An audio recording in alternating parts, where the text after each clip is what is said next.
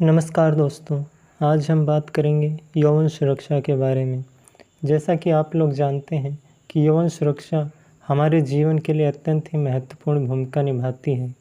एक ग्रंथ के शास्त्र के अनुसार शरीरमाघम खलु धर्म साधनम, अर्थात धर्म का साधन शरीर है। शरीर से ही सारी साधनाएं संपन्न होती हैं।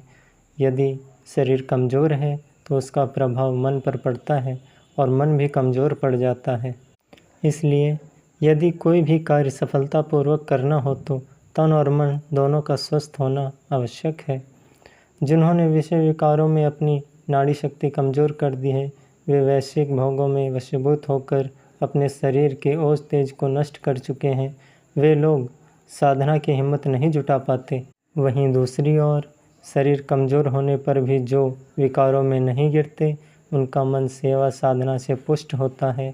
वहीं आज हमें प्रायः देखने में आता है कि युवा वर्ग साधना करने की क्षमता रखते हुए भी संसार की चकाचौंध से प्रभावित होकर वैश्विक सुख में, विषय विकारों में अपना ओज तेज बिखेर देता है और हताश, निराश, विफलता व खिन्नता का शिकार हो जाता है।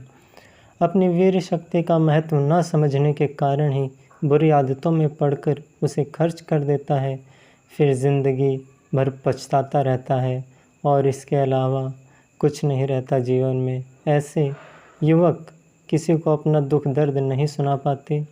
बुरी आदतों में पड़कर उन्होंने अपनी वीर शक्ति को खो और अब और शरीर कमज़ोर हो गए हैं। संसार उनके लिए दुखालय हो गया है।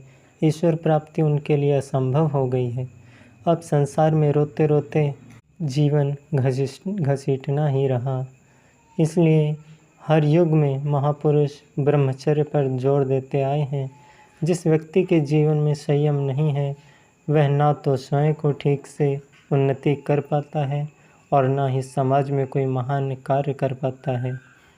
ऐसे व्यक्तियों से बना हुआ समाज और देश की सच्ची सुख, शांति व आध्यात्मिक उन्नति में पिछड़ जाता है। इसलिए हमें अपने ब्रह्मचर्य जीवन पर खास तौर पर ध्यान देना चाहिए। हमें अपनी नाड़ी शक्ति को केंद्रित कर उसे मजबूत करना चाहिए तथा उसका संचय करना चाहिए, जिससे हम अपना आध्यात्मिक मार्ग का पोषण कर सकें, साधन मार्ग पर उन्नति कर सकें तथा ईश्वर को प्राप्त कर सकें तथा दूसरों को सुख पहुंचा सकें। ब्रह्मचर्य केवल हमारे जीवन में नहीं, अब तो अगर हम ब्रह्मचर्य रहते हैं तो समाज में उन्नतिशील बदलाव ला सकते हैं। इसलिए कोशिश करनी चाहिए कि हमें ब्रह्मचर्य का पालन अवश्य करना चाहिए, ताकि हम अपने लक्ष्य को प्राप्त कर सकें तथा अपने जीवन को अच्छा एवं सुंदर ढंग से जी सकें। धन्यवाद।